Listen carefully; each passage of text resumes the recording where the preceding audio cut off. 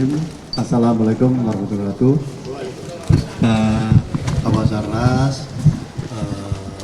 Kepala BMKG dan Brigjen RI dari Korlantas. Alhamdulillah hari ini kita sudah menutup posko dan juga secara random melakukan evaluasi terhadap beberapa tempat-tempat baik itu di Papua sampai ke Medan ya.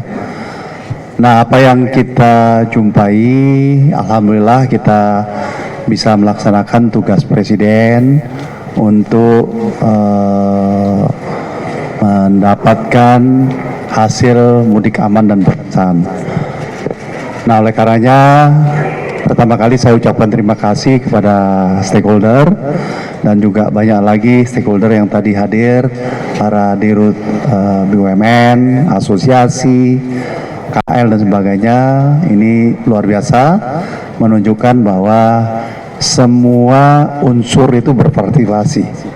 Dan oleh karenanya kami selaku leading sektor yang ditugas oleh Pak Presiden tidak mengalami hambatan yang berarti.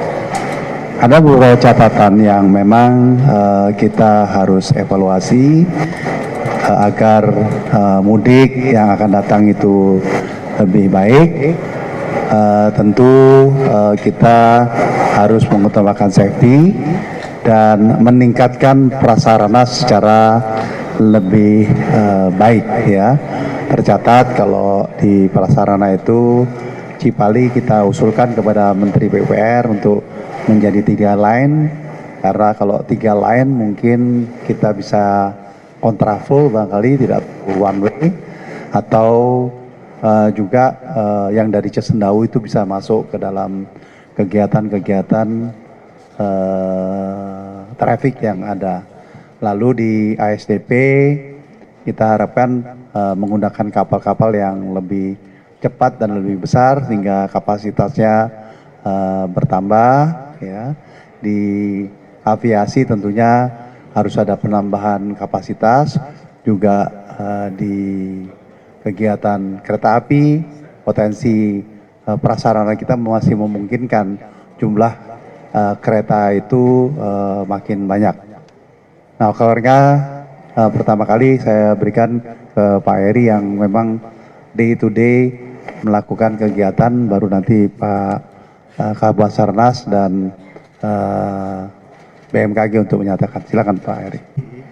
Menjadi catatan kita bersama di tahun 2023 bahwa setiap tahun pasti tingkat kesulitan ataupun tingkat yang akan kita hadapi pasti berbeda-beda.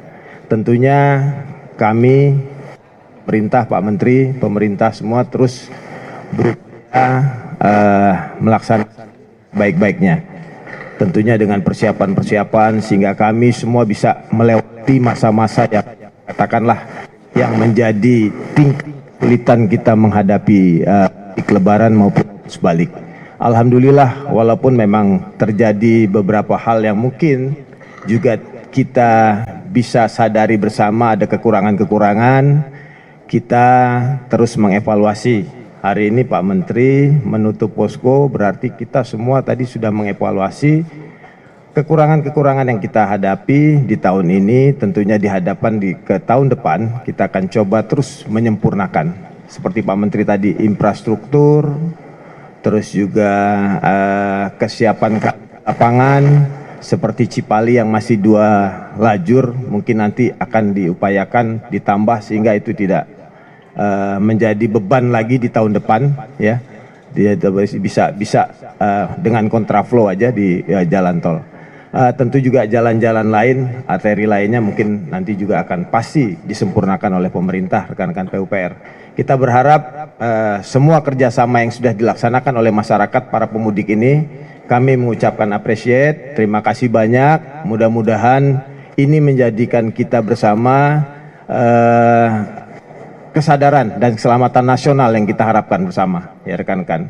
Angka kecelakaan juga menurun, ya. Kemudian juga proses percepatan di jalan juga makin cepat.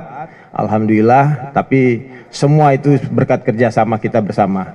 Kita selalu siap melayani masyarakat dengan baik dan kita harapkan tahun depan pasti lebih baik dari tahun sekarang. Terima kasih. Wassalamualaikum warahmatullahi wabarakatuh. Terima kasih. Assalamualaikum warahmatullahi wabarakatuh. Yang terhormat Bapak Menteri, Ketua BMKG, kawan-kawan yang mewakili dan pejabat sekalian, Bapak-bapak, Ibu sekalian, kami dari Basarnas sebagai petugas di bidang pencarian dan penyelamatan atau pertolongan dalam kondisi siaga khusus Lebaran kali ini secara tulus dan jujur sangat baik dari bidang manajemen pengaturan, kemudian koordinasi kami beserta stakeholder yang ada, dan juga baik dari bidang dari masyarakat yang menggunakan transportasi baik darat, laut, dan udara. Seperti tadi yang disampaikan oleh dari pihak kepolisian, bahwa angka kecelakaan dari data jumlah dan yang terjadi juga menurun, dan jenis kecelakaan atau beratnya kecelakaan yang ditangani oleh Basarnas juga tidak terjadi hal-hal yang sangat di luar ekspektasi.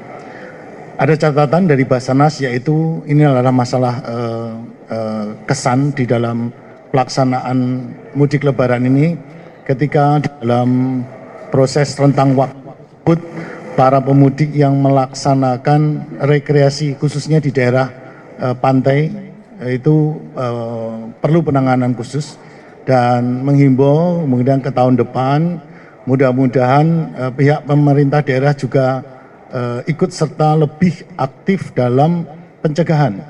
Dan alhamdulillah Basarnas dalam hal ini bahu-membahu baik dari TNI, Polri, dan pemerintah daerah yang ada dalam pencegahan terjadinya kecelakaan atau kondisi membahayakan manusia yang melaksanakan kegiatan rekreasi. Ya, ketika kita sukses melaksanakan transportasi baik mudik dan juga kembali, itu memang lancar, tetapi yang kami mendapatkan catatan khusus adalah ketika pelaksanaan rekreasi di tempat di mana mereka mudik ini sungguh sangat cukup memerlukan effort yang tinggi. Ya, walaupun anggota kami dan potensi SAR bekerja keras. Jadi hujan lebat, cuaca ekstrim sebanyak 119 kali, angin kencang 39 kali, puting beliung 13 kali, dan badai petir 2 kali.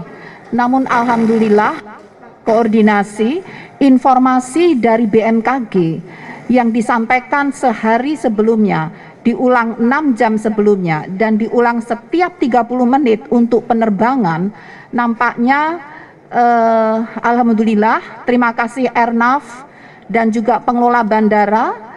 Beliau sangat mematuhi informasi tersebut dan ada beberapa delay. Terima kasih kepada para penumpang yang sabar menunggu hingga cuaca pulih kembali.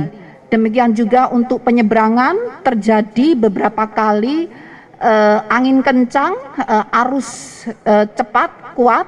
Namun alhamdulillah dengan adanya penundaan penyeberangan, terima kasih pengelola penyeberangan dan KSOP di penyeberangan, berkat kerjasamanya alhamdulillah zero insiden dapat terwujud. Sekali lagi terima kasih, semoga hal yang sama dapat juga terwujud di tahun-tahun mendatang. Wassalamualaikum. Saya juga ucapkan terima kasih pada Menko Info dan rekan-rekan media yang memberikan satu komunikasi baik kepada masyarakat, dan juga terima kasih pada masyarakat yang sangat kooperatif terhadap informasi yang disampaikan. Kami persilakan kalau ada. Ya, saya pikir relevan karena memang evaluasi hari ini memang highlight ya, tapi kita akan dalami secara lebih detail.